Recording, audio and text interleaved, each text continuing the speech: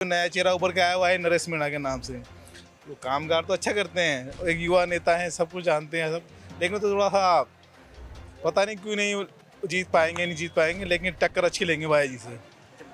बाया जी की टक्कर रहेगी या जीत रहे हैं आपके साथ? नहीं, बाया जी से टक्कर रहेगी उनकी। कांग्रेस बीजेपी देख ली हम लोगों ने, नरेश मीणा को देखेंगे इस बार। गायों की तो इतनी बड़ी समस्या है कि वो तो हम लोगों को भी परेशान करती। यहाँ कोई भी गौशाला नहीं है क्या? अरे हमारे गोपालन मंत्री थे ना प्रमोद जी, अभी फिर चुनाव लड़ रहे हैं, क्या किया इन्होंने इधर? इन तीनों उम्मीदवारों में से कौन सा प्रत्याशी आपको ज्यादा बेहतर लगता है? प्रत्याशी में काम तो विकास की जहाँ बात करें, विकास तो भाया जी ने बहुत अच्छा किया है, और बीजेपी ने बड़ा किया था प्रभुलाल जी के टाइम काफ़ी, लेकिन भाया जी सर्वधर्म संपन्न है, यानी हर चीज़ में वो बेटर है भाया जी की बात करें तो। और अभी जो नया चेहरा उभर के आया हुआ है नरेश मीणा के नाम से, वो कामगार तो अच्छा करते हैं, एक युवा नेता हैं, सब कुछ जानते हैं सब, लेकिन तो थोड़ा सा पता नहीं क्यों नहीं जीत पाएंगे, नहीं जीत पाएंगे, लेकिन टक्कर अच्छी लेंगे बाया जी से।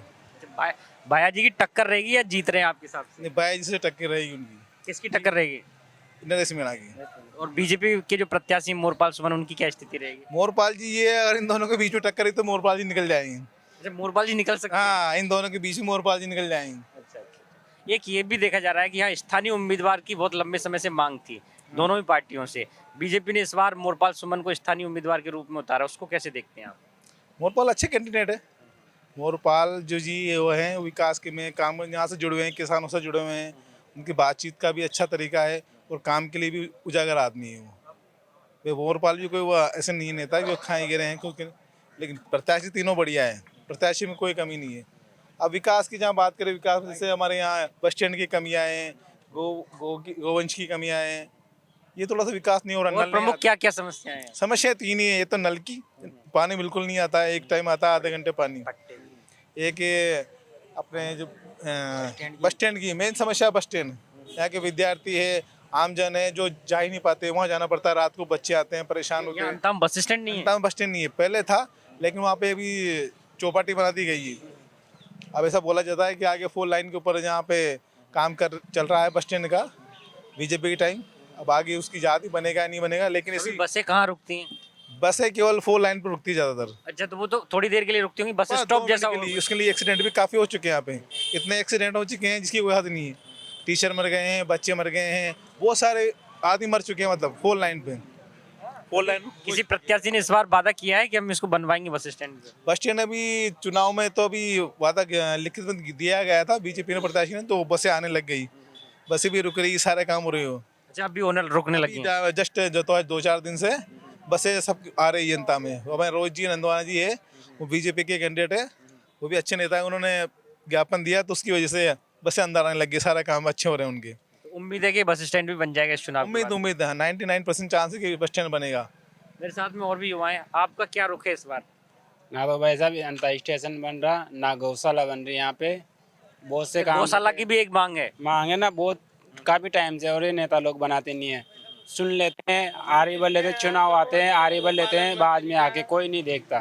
तो बीजेपी की सरकार है, बीजेपी गाय को तो माता मानती है, तो अब तो बन जाना चाहिए। पर नेता लोग यहाँ के जो है ना लोकल, वो क्या है, पैसा खा खा के बैठ जाते हैं, गरीब लोगों की नहीं सुनवाई करते। चुनाव आते हैं तब सुनवाई कर लेते हैं, बाकी बाद में चुनाव जीतने के बाद कोई आके ध्यान नहीं देते। तो आपको कौन सा उम्मीदवार बेहतर लगता है इन तीनों में नहीं, से? वैसे पार्टी हमारी बीजेपी है, बीजेपी में वोट देते आए हैं, उसी में देते हैं। बीजेपी को वोट देने का क्या कारण है आपका? नहीं, अच्छी सरकार है, हमारे बड़े बुजुर्ग भी उसी में देते आए थे, तो हम भी उसी में दे रहे, काम अच्छा करवाती है। आपका क्या रुख है? मेरा तो यही है कि त्रिकोणीय संघर्ष है यहाँ।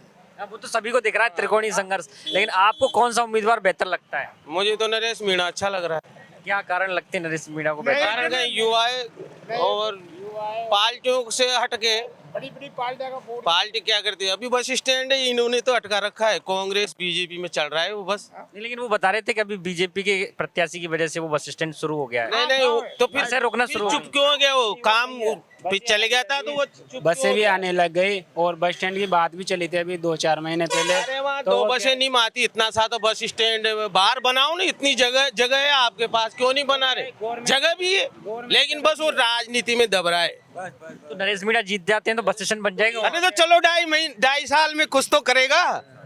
कांग्रेस बीजेपी देख ली हम लोगों ने, नरेश मीणा को देखेंगे इस बार।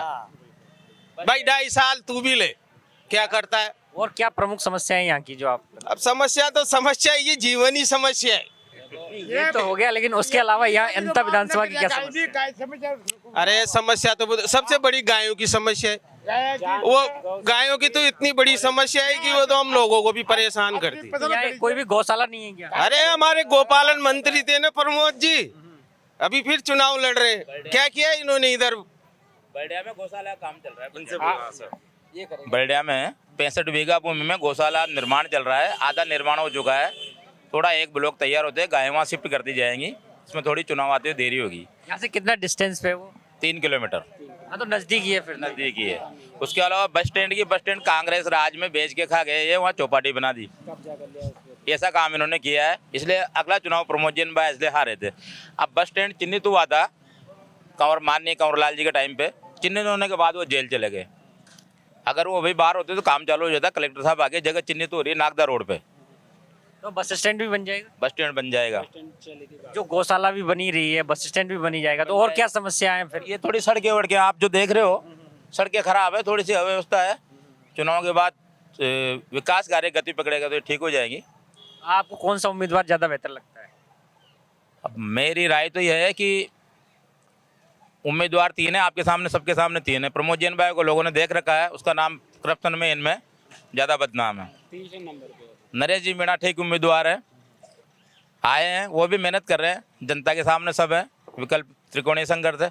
मगर हमारा है कि जो हमारा भाई मोरपाल सुमन जो चुनाव लड़ रहा है, बिल्कुल भी करप्शन में कहीं भी शुरू से आज दिन तक नाम नहीं है। 5-7 चुनाव लड़े, सीधा साधा सच्चा ईमानदार आदमी है, गरीबों में और नीचे के तबके से उसके संबंध अच्छे हैं, सबकी सुनने वाला होगा वो। इसलिए हमारा विचार व्यक्तिगत ये है कि इस बार वो निकलना चाहिए। यहाँ लोगों की मांग थी कि कोई स्थानीय उम्मीदवार होना चाहिए। बीजेपी ने मोरपाल सुमन को स्थानीय उम्मीदवार भी बनाया, क्या उसका लाभ मिलेगा उन्हें? मोरपाल जी को स्थानीय उम्मीदवार होने का लाभ मिलने वाला है। स्थानीय उम्मीदवार है और सरल स्वभाव के धनी है। उनसे उम्मीद कर रहे हैं कि जो समस्या यहाँ की उन्हें वो समाधान करा पाएंगे। हाँ बिल्कुल, अगर वो बनेंगे तो जनता के लिए उन्होंने पहले ही प्रयास किए, प्रधान के समय पर काफ़ी काम करवाया, तो उनसे उम्मीद तो कर ही रहे हैं हम लोग। और नरेश मीणा का क्या रहेगा इस बार? नरेश जी मीणा टक्कर में तो है।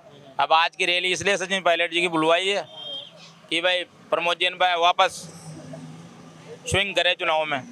अब कल पर तो रिजल्ट देखने को मिलेंगे। बीजेपी की तरफ से भी पूर्व मुख्यमंत्री वसुंधरा राजे प्रचार कर रही हैं, कल उन्होंने शुरुआत भी की, तो उनका भी प्रभाव पड़ेगा। मैडम कल भी यहीं थी, आज भी यहीं है, शायद 1-2 दिन और रहेंगे। और राजस्थान में अंता में क्या पूरे राजस्थान में प्रभावशाली है, उसका असर तो चुनाव पे पड़ना ही है। आपको कौन सा उम्मीदवार बेहतर लग रहा है?